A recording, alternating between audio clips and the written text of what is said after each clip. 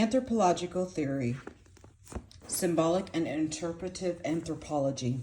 Beginning in the 1960s and reaching its fullest expression in the 1970s, symbolic or interpretive anthropology was part of a general reevaluation of cultural anthropology as a scientific enterprise. Materialists insisted that the analysis of culture focus on empirical material phenomena. Ethnoscientists and cognitive anthropologists argued that culture was a mental phenomenon that could it be scientifically modeled, following principles similar to mathematics or formal logic. Symbolic anthropologists agreed with the ethnoscientists and cognitive anthropologists that culture was a mental phenomenon, but rejected the notion that culture could be modeled like mathematics or logic. Instead, they used a variety of analytical tools drawn from psychology, history, and literature to study symbolic action within culture.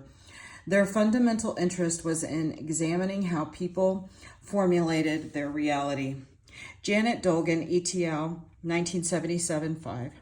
For example, wrote, "Our concern is not with whether or not the views a people hold are accurate in any scientific sense of the term. In social action, that which is thought to be real is treated as real." The development of symbolic analysis was influenced by the work of Benjamin L. Worf and Edward Sapir in linguistics and ethnoscientific studies, which gained popularity in the 1950s. Symbolic anthropologists argue that, like language, symbols are a shared system of meaning that can only be understood within a particular historical and social context. Culture, they believe, is embedded in people's interpretations of the events and the things around them. In other words, symbolic anthropologists believe we construct our cultural reality. Consequently, they take a semiotic approach, focusing on the analysis of meaning, as Clifford Geertz writes, believing with Max Weber that man is an animal suspended in webs of significance he himself has spun. I take cultures to be those webs and the analysis of it to be therefore not experimental science in search of law, but an interpretive one in search of meaning. The term symbolic anthropology covers a variety of forms of analysis, but two dominant trends in the field are represented by the work of Geertz and Victor Turner, 1920 to 1983. Although both are concerned with the interpretation of symbolic action, their approaches are very different. Geertz's emphasis on culture as an organized collection of symbolic systems is typically American in flavor. Turner's work, on the other hand, is in the British structural functionalist style and is concerned with the operation of symbols in the maintenance of society. Geertz studied philosophy at Antioch College, but moved up to anthropology after a chance encounter with Margaret Mead. He studied with Talcott Parsons at Harvard. Parsons hoped to create a science of society by combining the insights of sociology, psychology, and anthropology, and was particularly influenced by Weber. Geertz's early work hewed closely to Weberian themes. His early fieldwork in Java, Indonesia, was based around the idea that Muslims in Java were socially and economically similar to Protestants in Reformation Europe. Although in the 1960s, Geertz's work moved sharply away from Parsons' scientism, it retained a strongly Weberian flavor. In addition to his fieldwork in Java, Geertz and his wife, the anthropologist Hildred Geertz, also worked in Bali and Morocco. Hildred Geertz published books and essays both on her own account and in co-authorship with her husband. In 1960, the Geertzes took position at the University of Chicago, and in 1970 they moved to Princeton, where Clifford Geertz became the first director of the School of Social Science at the Institute for Advanced Studies, a position he held until his death. Clifford and Hildred Geertz divorced in 1981, after which he married the anthropologist Karen Blue. To Geertz, symbols were means of transmitting meaning. His focus was on how symbols affected the way people think about their world, how symbols operate as vehicles of culture. For example, in Deep Play, Notes on the Balinese Cockfight, Geertz described and analyzed the various symbolic meanings of the cockfight for the Balinese who engaged in the sport, and discussed how these various levels of meaning influence their lives. Ultimately, he argued that the cockfight does not have any function in the sense of maintaining social solidarity.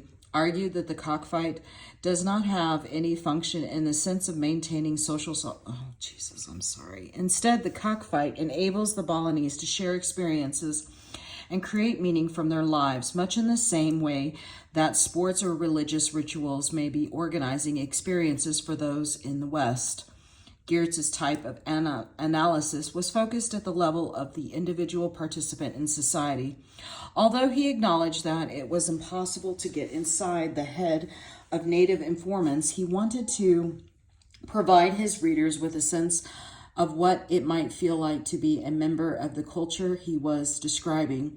He did this using a technique he called thick description. Geertz assumed that important symbols and actions had many layers of meaning, and that their power derived from this fact.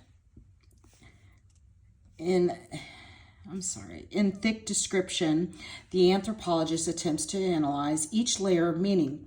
Geertz compared doing thick description to peeling an onion. There is layer after layer after layer, but no reward at the center. The onion is its layers. Similarly, culture is its meaning. Victor Turner was the son of an electrical engineer and an actress and founding member of the Scottish National Theatre.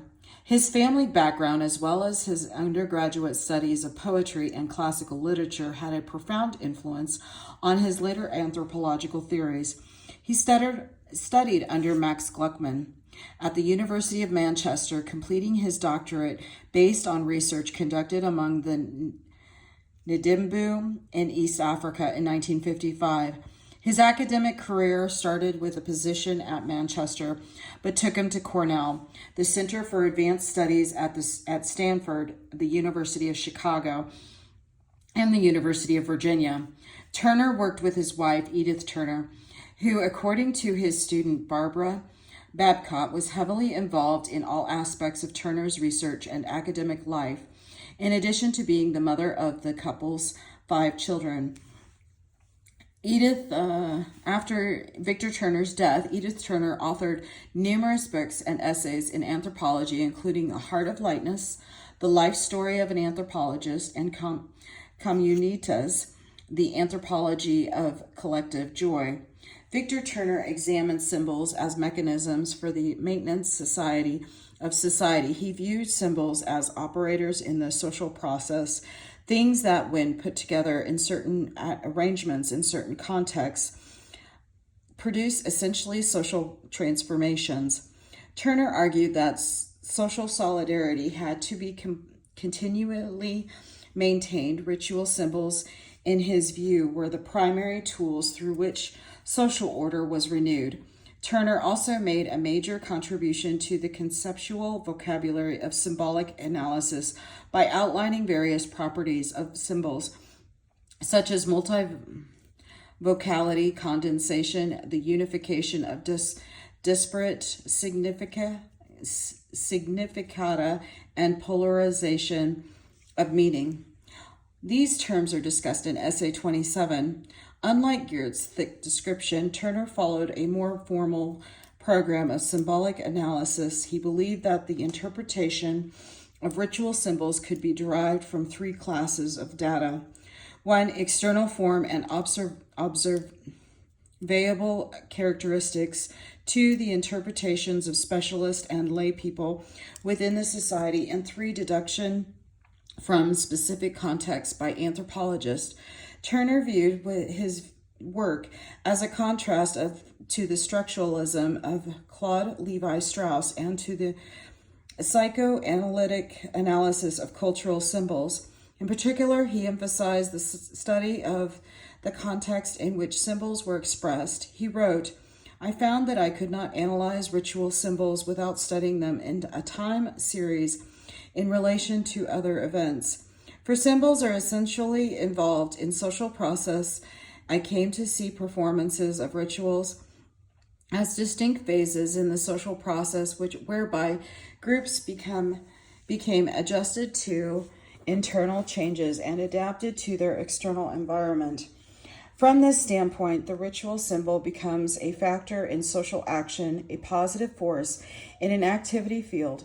One of the great shortcomings of symbolic analysis is that it is primarily descriptive and does not lend itself to general theoretical or methodological formulations. Symbolic anthropologists claim to search for universals of human understanding through the collection of locally particular data. However, much of what symbolic anthropologists know is derived through imaginative insight into particular cultures or events within those cultures.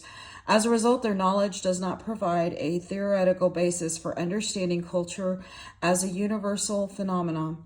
Mary Douglas was one symbolic anthropologist whose work defied this generalization. Douglas was born to English parents in Italy. She was a boarding student at a Catholic secondary school in London, and Catholicism remained an important influence in her life. She took both her undergraduate and graduate degrees at Oxford and was particularly influenced by E. Evans Pritchard. She did her doctoral fieldwork among the Lele in Central Africa and received her PhD in 1952. Her academic career included appointments at the University of London, the Russell Sage Foundation in New York City, Northwestern University, and Princeton. Her intellectual achievements were widely recognized, and she became a Dame Commander of the Order of the British Empire in 2007, the equivalent of a knighthood. The Guardians called her the most widely read British social anthropologist of her generation. Mary Douglas' husband, James Douglas, was a conservative politician and one-time head of the Conservative Party research department. He played an important intellectual role for her in the dedication to her book, Risk and Blame. She wrote that he had been critical in helping her relate the discourse of anthropology to the discourse in economics and political theory. Douglas attempted to analyze universal patterns of symbolism, focusing on beliefs about pollution and hygiene as they were expressed in religions. In